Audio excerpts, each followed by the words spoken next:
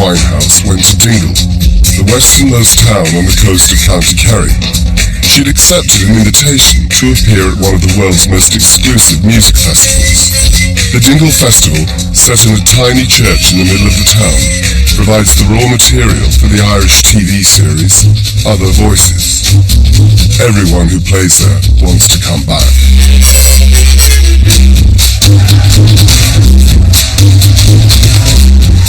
Amy Winehouse arrived on a wild, stormy night, ready to sing and ready to talk, especially about her musical heroes. Arena pays tribute to Other Voices, and together they join forces to present the whole of that performance, and allow Amy Winehouse to tell the story of her music in her own words.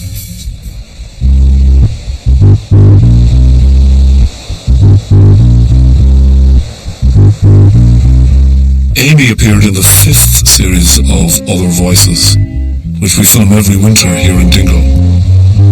As the crow flies, Dingle is about the same distance from London as, say, Aberdeen, but you can't get to Dingle by crow. Whether you start your journey by plane or by train, you finish it by automobile, weather permitting. You don't just go to Dingle by accident. It takes a commitment musicians have been making to Other Voices for 10 years now. A commitment Amy made back in 2006. The truth is, there's something very, very special about Dingle, and there's something quite unique about Other Voices. Other Voices was never planned. It did just happen. Here there are conditions that are special, and that are very conducive to great music. It's peripheral. People feel safe here. Artists sense something here. So over the years, as we've asked people to come, some say no, but many say yes. And if you go down through the lists of people who have come, Irish artists who begin their careers here, great artists from all the world around, whether it's The National, whether it's Rufus Wainwright, his sister Martha, Ray Davis, Ryan Adams, all of these people come and something special happens. But something really special happened the day that Amy came to Dingle.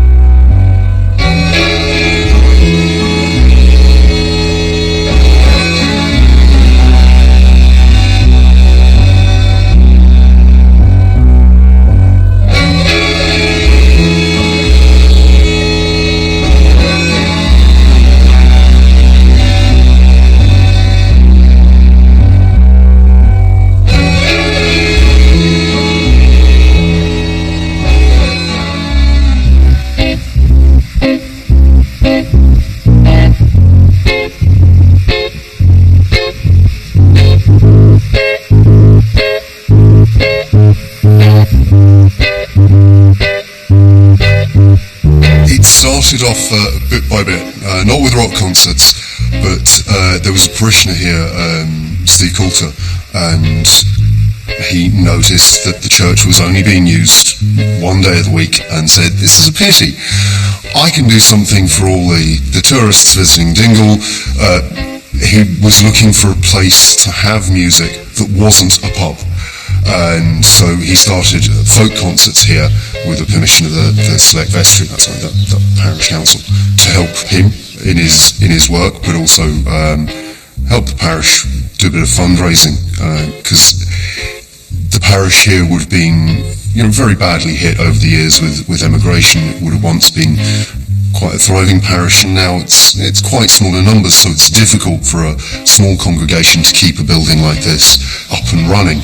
From that, somebody had the idea of, well, maybe if there's folk concerts here, maybe we can have other things. And so Philip King, I think, approached Steve then, and they approached Select Vestry with the idea of maybe bringing other musicians in, to a wider variety. Look at where we are. We're at the edge of the known world, as it was, before we found out that it was round. We used to think that if you stood at the edge of the Dingle Peninsula and you looked west and you walked out there, you would fall off. We were at the edge of the known world. There is something about places that are at the edge. Artists sense something when they come here. Of that I have no doubt. And they make an effort to come. And there's something in the effort of getting here that makes the way that they perform different, because the budget isn't big. The production doesn't have all of the clipboard people running around wondering if everything is all right. There is something communal and collegiate about the place, and people come here, it's real, and they're cherished, and they take to the stage. And sometimes I think the people, when they go on the stage in the church, are a little bit sort of wary of it, or almost put off by it, or find it very difficult. If you're Snow Patrol and you play to 40,000 people last night, and you play to 80 people tonight, you're smack up against it. You're sitting in the lap of the person in the front row. So this is different. It is a different experience. It was a bad evening, terrible evening. Very, very wet. Very, windy and wet. Actually, very windy and wet. They gave me a name, but I hadn't a clue from Adam who the lady was. Not a clue. Just got the name, and I remember going up to the airport and writing it out on the information desk at the airport, getting the paper thing and writing her name on it and standing there with it. That's what I remember about. But didn't have a clue who Amy Winehouse was. And I know the flight was late, and I was waiting there for a while, and this girl came along and a man with her, and I was actually looking out for more people. I thought there was more people to come, and I just said to her, I said, "Where's your mother?" And she said, "My mother's back in London." And she was laughing at it, and we were laughing in between her. I thought she was a child of Amy Winehouse, to tell you the truth. That's my first reaction to seeing her, was that she was a child of her. I remember it being a very long day, getting here, and then going to the hotel to get ready, and then coming to do the performance, and then going straight back to the airport. And it was so long, it was a blur. You're alright. Sure, by all means, yeah. Yeah, we had a great time, We always did. And she loved coming to Ireland, actually. We've been a few times, and she always enjoyed herself a lot, so. The label, Chantal was texting me, is she there? Is she okay? Who's arrived? Who's picked her up? Is everything okay? And I was like, everything is wonderful. She marched up the stairs in Banners into her room, And she says, can you give me a hand? And I said, well, what? And she said, well, will you hold my hair while I backcomb it? I was like, okay. So I'm holding the back of her hair and she's backcombing the front. And I was like, can I get you something to eat? And she was like, no, I'm late. I'm sure you're way behind schedule. We've got work to do. We are delighted to have here tonight Amy Winehouse.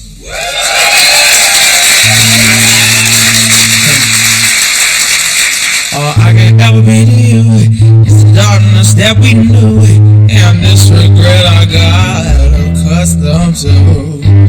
What's so right when we were at our height, waiting for you in the hotel at night. I knew I had him in my mouth, but every moment we could snatch. I don't know why I got so attached. It's my responsibility. You don't owe nothing to me but to walk away. I have no capacity. He walks away, the sun goes down. He takes the day when I'm home, and then you're wet in this blue shade. My tears to right on their own. I don't understand. What do I stress a man when there's so many bigger things ahead? We could have never had it all. We had to hit a wall. So this is inevitable withdrawal. Even if I stop wanting you and perspective pushes true, I'll be some next man, so I don't want my soul. I cannot play myself again. I should just be my own best friend. I fuck myself in the head with stupid man. He walks away, the sun goes down. He takes the day, but I am grown. And in your way, in this blue shade, my tears dry on their own. So we are history. Your shadow covers me. The sky above, oh blaze. He walks away, the sun goes down. He takes the day, but I am on. And in your way, in this blue shade, my tears dry. Oh, I wish I could say no regrets, no emotional debts. But as we kiss goodbye, the sun sets. So we are history. Your shadow covers me. The sky above a blaze. Only love will see. He walks away. The sun goes down. He takes the day, but I am grown. And the young way in this blue shade, my tears dry. Oh, he walks away. The sun goes down. He takes the day, but I'm running your way in this blue shade. Oh, I tears dry. He walks away. The sun goes down. He takes the day, but I am on. And then your way in this blue shade, my tears dry on their own. Thank you.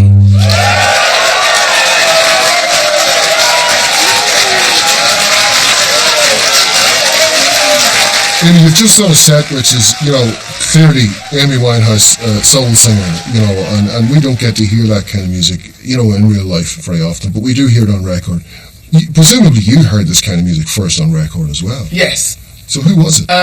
When I was younger, I didn't really listen to a lot of soul, but in the last year, I've got very into Motown girl groups and that kind of thing. Just in the last year? Yeah, no, maybe year and a half. Yeah. Well, it seems like it's in your bones. Yeah, no, I liked Otis Redding when I was younger. I've liked Otis Redding from about 14 or 15. But I listened to hip hop and jazz for so many years. It just took me a while to. I mean, that's pretty much it. Soul comes in the middle of it goes jazz, soul, or Motown, then hip hop. Yeah. Obviously. So obviously, I've gone in the middle of them two. But just recently I've been listening to a lot of gospel singers, like Mahalia Jackson and Aretha Franklin. So I love gospel singers because gospel's so truthful. There's nothing, I'm not religious, but there's nothing more pure than the relationship you have with, your God or what you believe in, your faith. There's nothing stronger than that apart from your love of music. So gospel to me is very inspirational.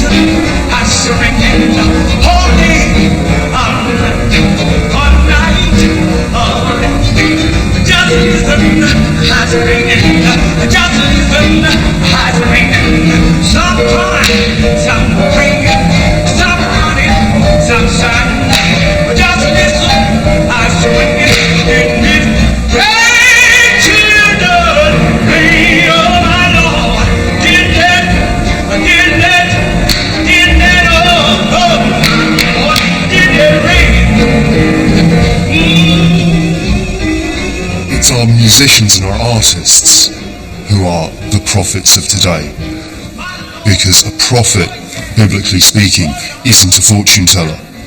A prophet is somebody who tells it how it is, who can hopefully see things the way God sees things, so tell you how things really are, as opposed to the way that people might think they are.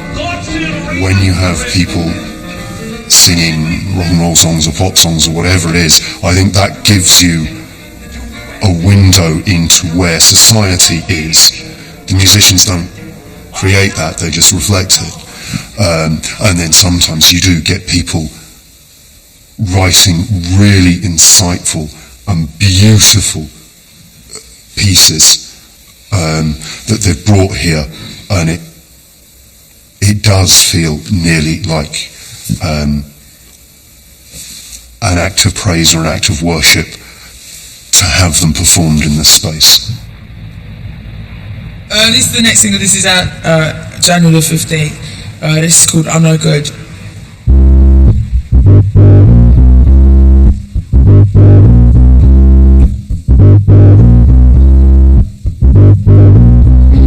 Reaching downstairs in the bar and I heard your rolled up sleeves and your skull t-shirt. You say, why did you do with him today? You sniff me out like I was decorated, 'cause you're my fella, my guy. Hail me your Stella and fly. By the time I'm out the door, you're 10 men down like Cosmo. I cheated myself like I knew I would. I told you I was trouble. Yeah, you know that I'm not good.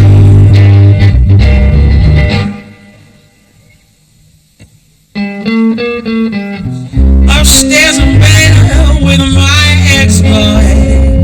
He's in a place, but I can't get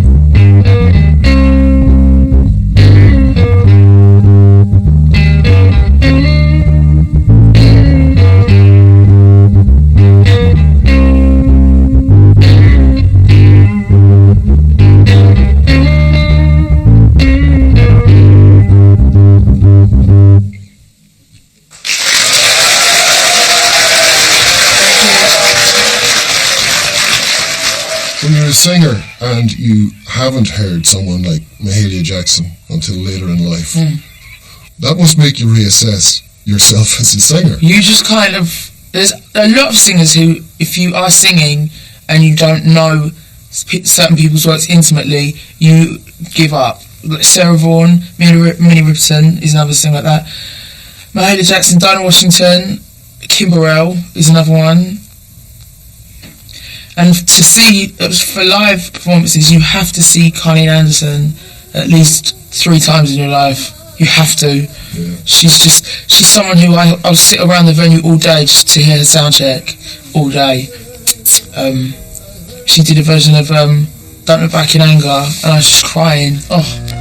Take me to the place where you go, where nobody knows if it's night or day. And please don't put your life in the hands of a rock and roll band. We'll throw it all away. So I'll start a revolution from my bed. 'Cause she said the brains I had weren't in my head. Step outside, the summertime's in bloom. Stand up beside the fireplace and take the look from off your face. 'Cause you ain't ever gonna burn my heart out.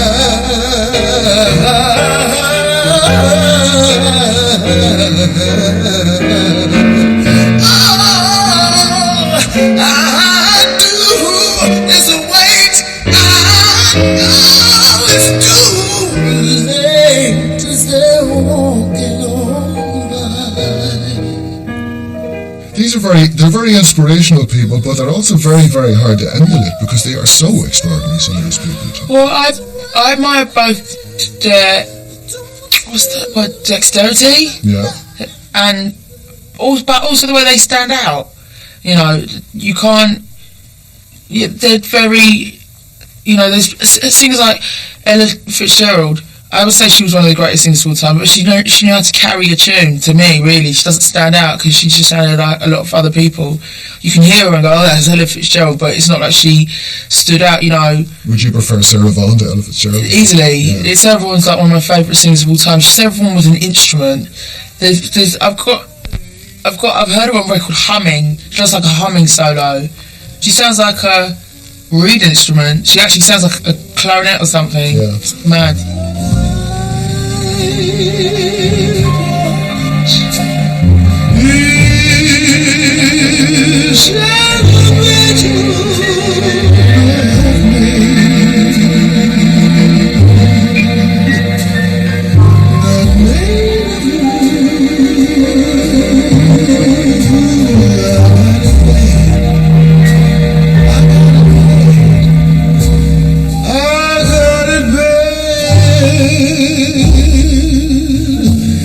And that ain't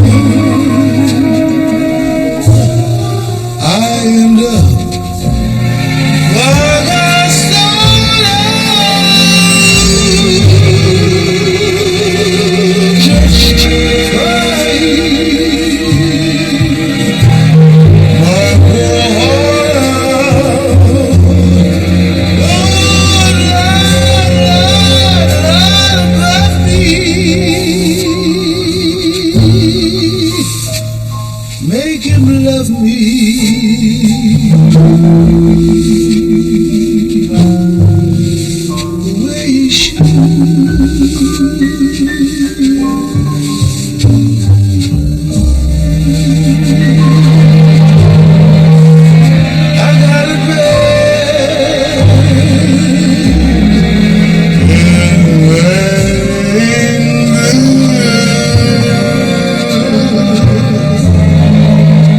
started to sing, first of all, was it singers like Sarah Vaughan that you were trying to copy or be? Or? No, I think I came to Sarah Vaughan a lot later. I was about 18. But when I started listening to Ella Fitzgerald, and then I was like, my brother had all the good stuff, and my brother was like, Dinah Washington. And so I learned to sing from Dinah Washington a lot. But I learned to sing from listening to stuff like Monk and a lot of soloists. That's how I learned to sing as well, rather than just listening to singers. Because I loved jazz. It wasn't really the vocal jazz. I just loved jazz. So I learned from everything, really. And when you started to perform as a jazz singer, what was the setup? Were you part of a band? Were you invited to sit in with people? I think I did one gig as a jazz singer for the National Youth Jazz Orchestra, which everyone's come through or goes through at some point. I think that was my first and last gig, because after that my manager came to that gig and said, I'll give you loads of studio time and just go and play guitar and write songs. And I was like, thanks, why? And he's like, well, you're going to make an album and then I'm going to get you signed and everything. And I was like, really? You know, so it's cool. But I did a lot of, I still did up until a couple of months ago. I go and do massive, like, I did the opening for a casino, and I'd go out and just my piano player with that, and we'll just do jazz all night. Or sometimes we get like, there's these Russian bankers, they really like me because I'm Russian Jew. They like me, they always book me if they're in town, and we do jazz for them. We don't do my stuff. So I still sing jazz, but I do it in a duo context.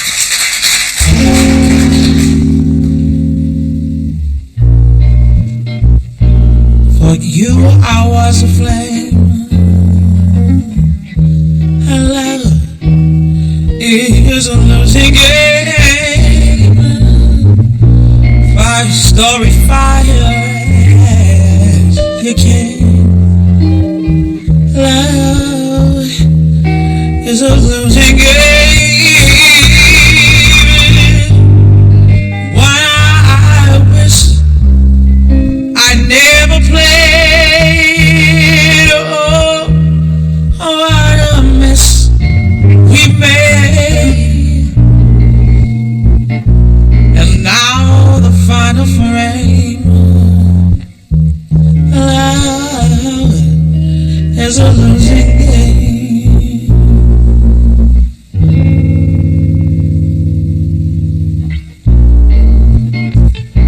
Played out by the band. Love is a losing hand. And it was more than I could stand. Love is a losing hand. Self-professed, profound, till the chips are down. Though you're a gambling man, love is a losing hand.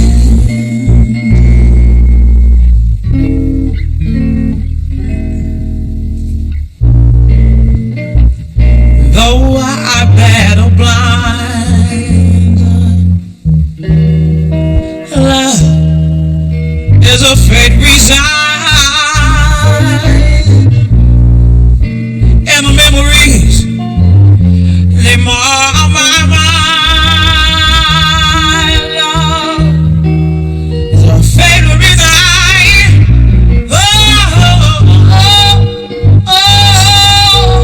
A few times. And laughed about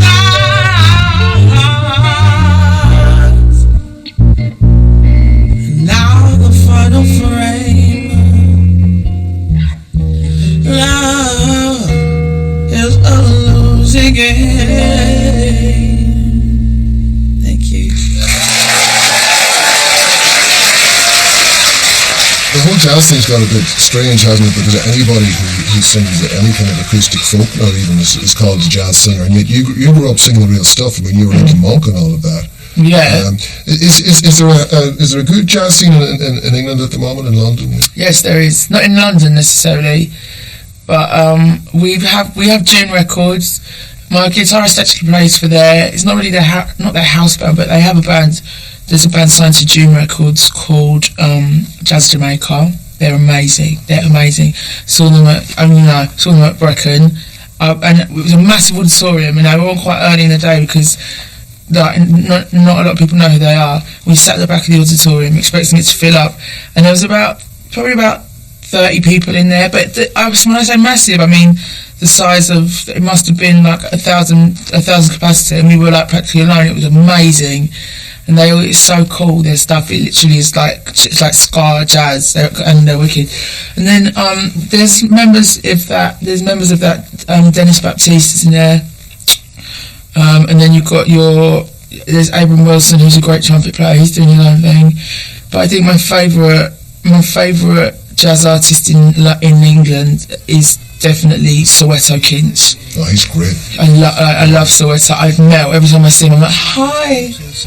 Have you still got a girlfriend? And he's like, I'll chuck her for you. I'm like...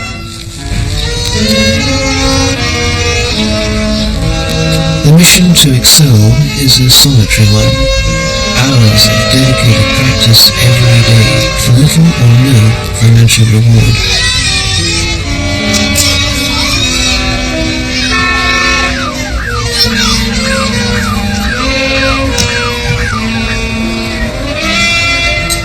Milkmen and paper boys have long finished their rounds. School children are on their way, and the ordinary bustle goes on along.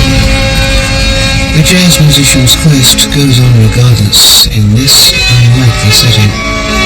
High above the drudgery of routine, trying to climb the stratosphere and gain out.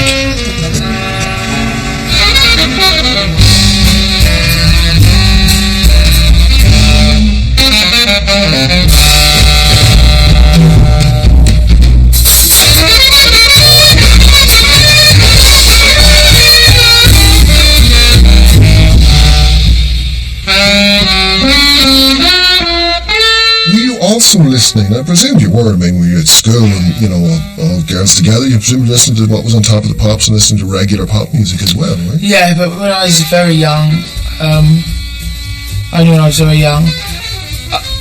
watched Top of the Pops because you do watch Top of the Pops until you're old enough to start going out on Friday night. Is it Friday night? It's Thursday when I was a kid, I don't know when it is now. In fact, I don't even think there is Top of the Pops anymore. Well, no, there isn't.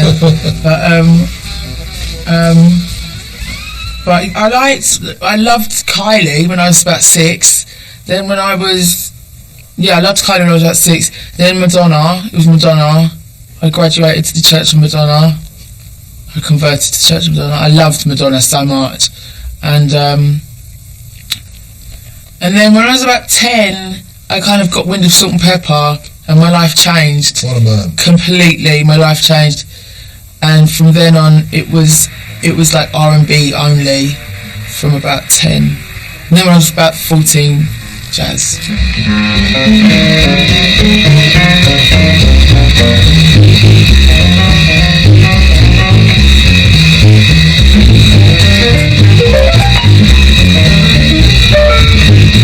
She was heavily influenced with Thelonious Monk, and I'd spend a bit of time in the evenings with her listening to Monk, really, and her following everything note for note. It was amazing, really, because it's such heavy music anyway.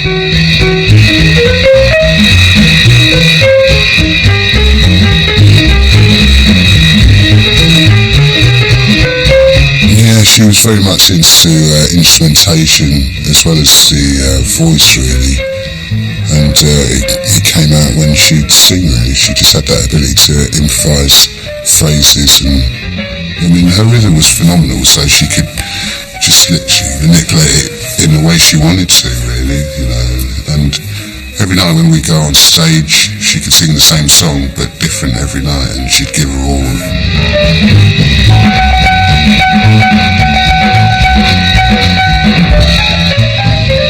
Did you have help in kind of finding this stuff? I mean, for instance, did your parents have these records, or did you have to go and look for them? No, my brother had everything. I mean, all the R&B and that stuff that I came to when I was like, it was then called swing at the time. Like stuff that I would buy. My brother was like, no. Actually, at the time, my brother was listening to a lot of like Sonic Youth and Pearl Jam and Therapy and like really like I Want to Die bands like that. And I had a very brief flirtation with that, but I must have been about literally, like I said, 9. And then I discovered Salt and Pepper, and I was like, I've got my music now. And then he started listening to jazz when he was about 18, and I was 14. And I just remember the first time I ever heard Around Midnight Through the Wall. Yeah.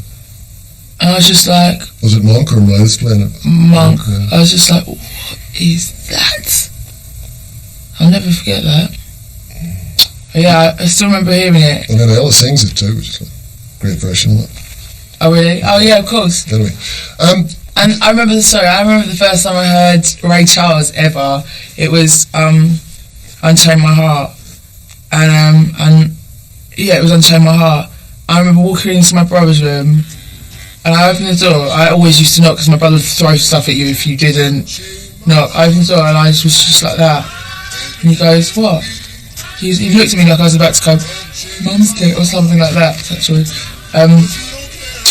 He goes, what's wrong? And I went, who is this? And he went, it's Ray Charles. I was like, and then from then on, I think I just listened to Ray Charles for 3 months, like, exclusively. I was just like, Unchain my heart, unchain my heart, baby, let me go. Unchain my heart, unchain my heart, unchain my heart, 'cause you don't love me no more. Unchain my heart, every time I talk on the phone, some fella tell me that you're not at home. So unchain my heart, please set me free. 99% of all songs I start with the lyrics. The lyrics must tell me a nice story. I must get some feeling. It must be some kind of way I can identify with that song. And then it's like being a good actor, a good actress. You know, how you do a part on the stage where people, you know, become so involved with you that they forget that you're just playing a part that somebody written, and they get mad at you, and or if you're funny, they laugh. Like, you know, it's that kind of a thing. Or if it's sad, they'll cry. That's because you're doing what you're doing so well that you get the people involved in the feeling of what you're doing. And it's the same thing with singing a song. And that's what I try to do. I find songs that I feel I put myself into and make you believe that what I'm singing about must have happened to me. And you too, maybe. She talked about music in a really beautiful way, in a way that a real singer does, you know. And there's something about singers. They're odd, you know. They carry songs with them. How many songs is any singer singing at one time? How many songs are in a singer's head, for example? You know, if you talk to a great jazz singer, they'll say, I know 500 songs, but I'm singing 30 of them at the minute.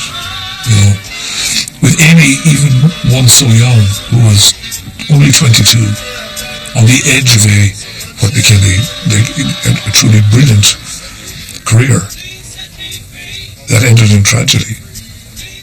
When she was here, I felt that she was really happy in some way. That she, certainly the way that she sang that night, she sang the blues away, if you know what I mean. She used her gift to still her trembling soul. She used her gift as a way to explain herself to herself, to entertain people, sure, but to sing the blues and to give herself some relief.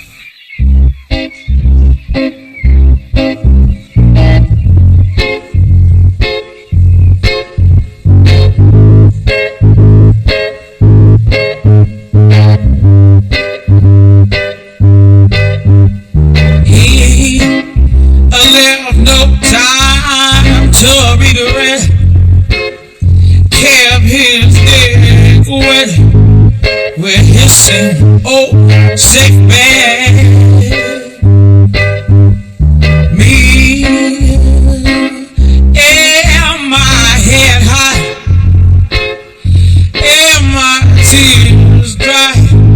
Get on without my God.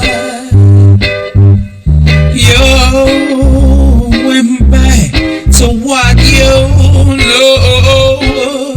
So far removed from all that we went through. And I took it a troubled track. My eyes are stacked. I go back to black. We only said goodbye with words. I died 100 times. You go back to her, and I go back to. I go back to us. I love you much. It's not enough. You love blood, and I love puff. And life is like a pie, and I'm a tiny penny rolling up walls inside. We only said goodbye with words. I died 100 times. You go back to her, and I go back to. We only said goodbye with words. I died 100 times. You go back to her, and I go back to. I go back to black, black,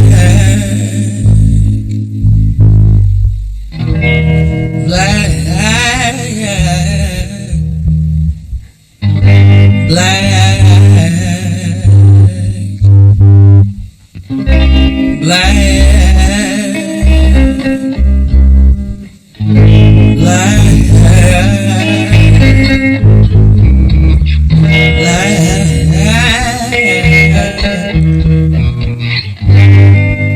I go back to. I go back to.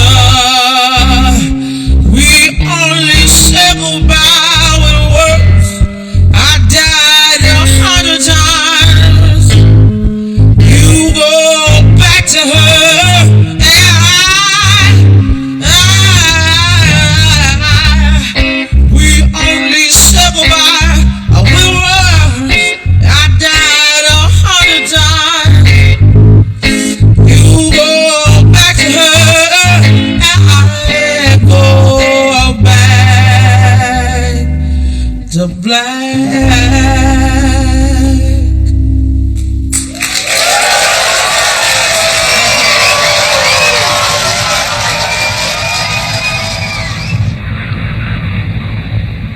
The reference points on the new album, however, in terms of soul music, very often are on the kind of pop soul end of things. That the girl groups, you know, the Shangri-Las and those sorts of people. And you know, what appeals to you in those groups? Because they are some of them, over the top.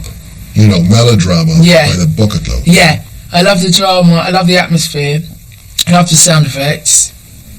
I love people will know Leader of the Pack and things like that. You know. Yeah. But there's so many of them, sophisticated boom boom. Yeah, and there's they just write the most depressing songs ever. Like I Can Never Go Home Anymore. It's when me and my boyfriend finished, I used to listen to that song on repeat. If I listened to it for 2 weeks, I'd sit on my kitchen floor with a bottle of Jack Daniels, drink the Jack Daniels, and pass out. Wake up, just do it again.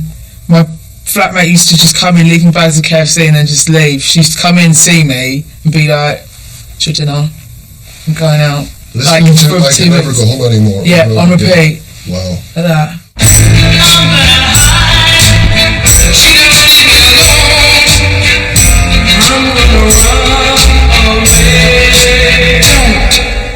Cause you can't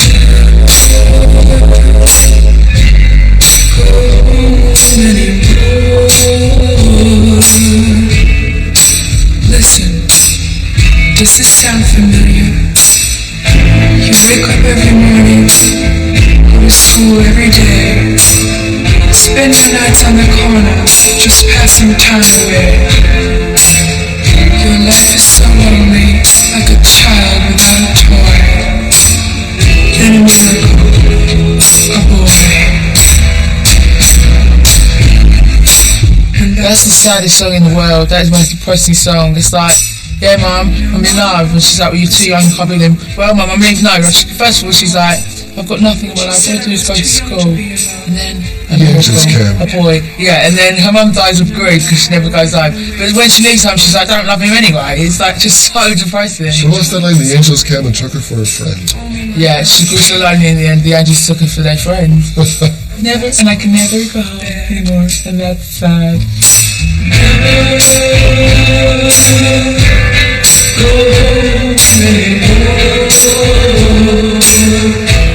There's this sense in our culture that suffering artist or that art comes out of a sense of things not being right, and it's that struggle.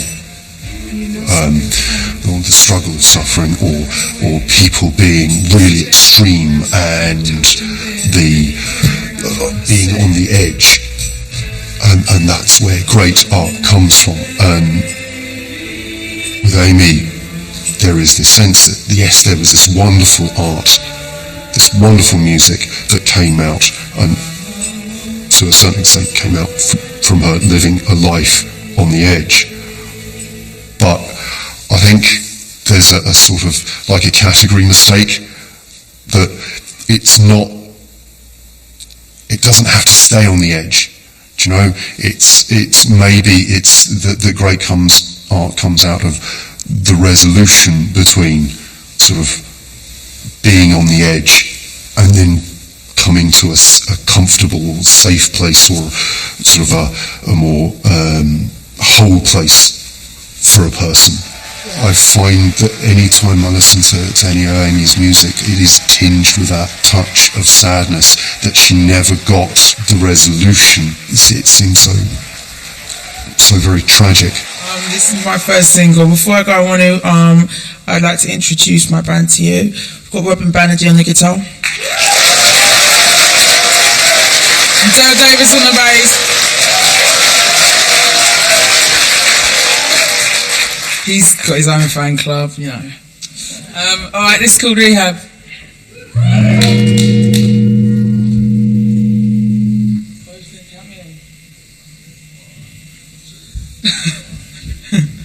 They tried to make me go to rehab, I said no. Yes, I've been black, but when I come back, you no. I ain't got the time, and if my daddy thinks I'm fine, just try to make me go to rehab. I won't go. I'd rather be at home with Ray. I ain't got 70 days, 'cause there's nothing you can teach me that I can't learn, Mr. Hathaway. I didn't get a lot in class, but I know it don't come in a shot glass. They tried to make me go to rehab, I said no. Yes, I've been black, but when I come back, you won't know.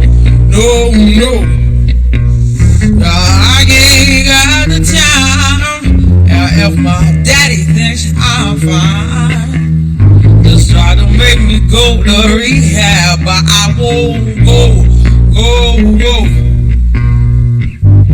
The man said, why you think you did? I said, I got no idea. Said I'm gonna lose my baby. So I always keep a bottle on it. He said, I just think you're depressed. This me, yeah, baby, and the rest. He tried to make me go to rehab, but I said no. Yes, I've been black, but when I come back, you won't know. I don't ever wanna drink again.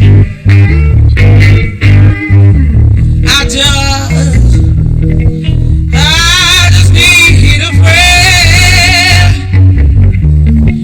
I'm not gonna spend 10 weeks have everything I want the man. It's not just my pride. It's just till these tears have dried. You tried to make me go to rehab, but I said no. Yes, I've been black, but when I come back, you won't know. I ain't got the time. And if my daddy thinks I'm fine, just try to make me go to rehab, but I won't go.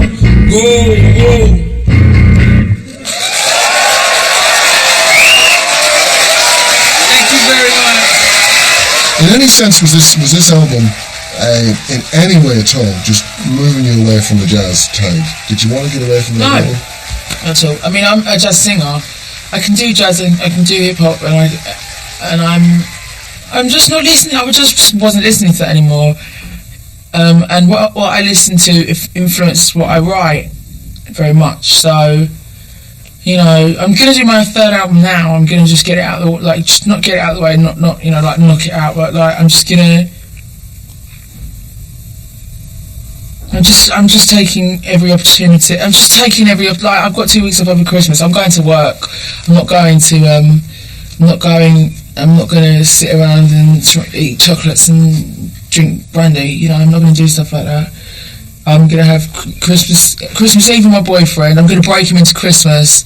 We're going to watch Bad Santa, Elf, and It's a Wonderful Life. I'm going to cook dinner, and if he doesn't cry, I'm going to leave him. If that doesn't work, get rid of I'm going to leave him. Yeah, okay. That's the Bad Santa, Elf, It's a Wonderful Life, and then me packing my bags, literally. And then Christmas Day at my mum's, at my auntie's. Boxing Day at his mum's, and then back to work.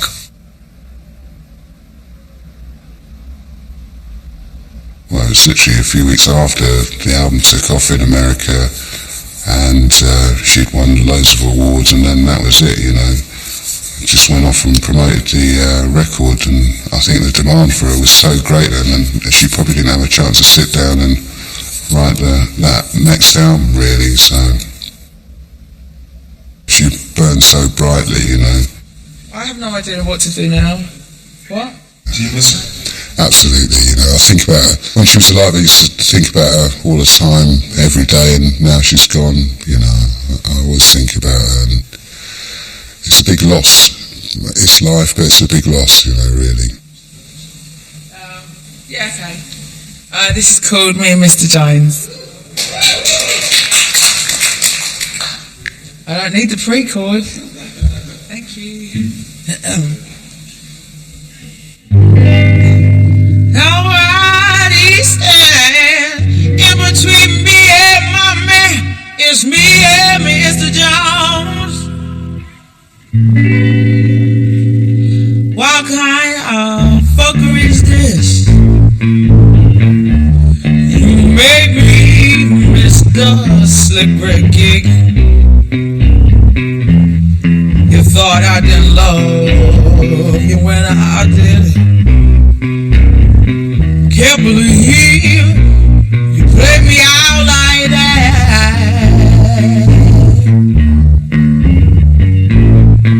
No, you ain't worth guest list. Plus one of all them girls you kissed. You can't keep lying to yourself like this. Can't believe you played yourself like this. Slickering's one thing, but come breaks down. Nobody stands in between me and my man. 'Cause it's me and Mr. Jones. Me and Mr. Jones. What kind of fuckery are we? Nowadays, you don't mean dick to me. But I might let you make it up to me. Yeah, yeah, baby. Who's playing Saturday?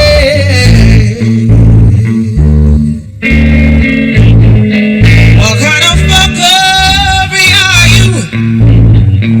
Aside from Sammy, you're my best black Joe.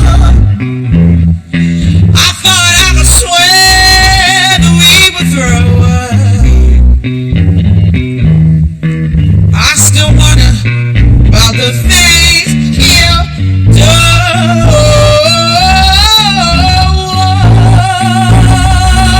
Mr. Destiny. 9 and 14. Nobody stands in between me and my man. God is me and Mr. Jones. Hey,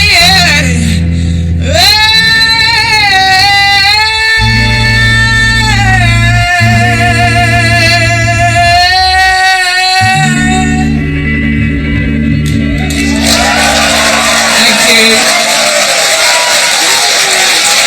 Thank you very much.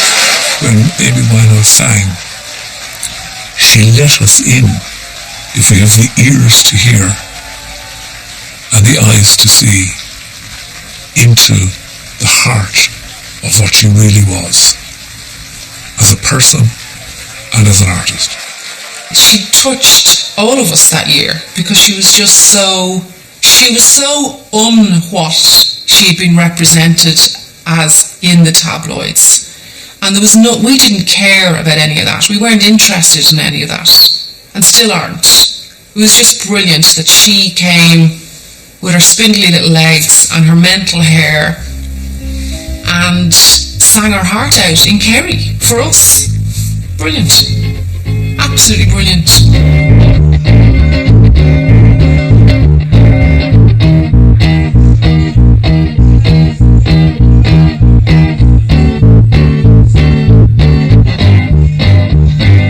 Amy, thanks for talking to us. Thanks for making this trip. I know it was a long journey. So Actually, having heard what some of you had to do to get here, mine was like a walk in the park. To be honest, all we did was have a 2-hour drive from another airport. At least we got a flight. Well, you got here and you did the business in there tonight. Thanks, Amy. Thanks very much. Thanks a lot. Cheers. Sorry, I went off on one of my chats. I went off on one. I don't get to talk to people very often. Oh my god! Oh my god! Wow. Thank you so much.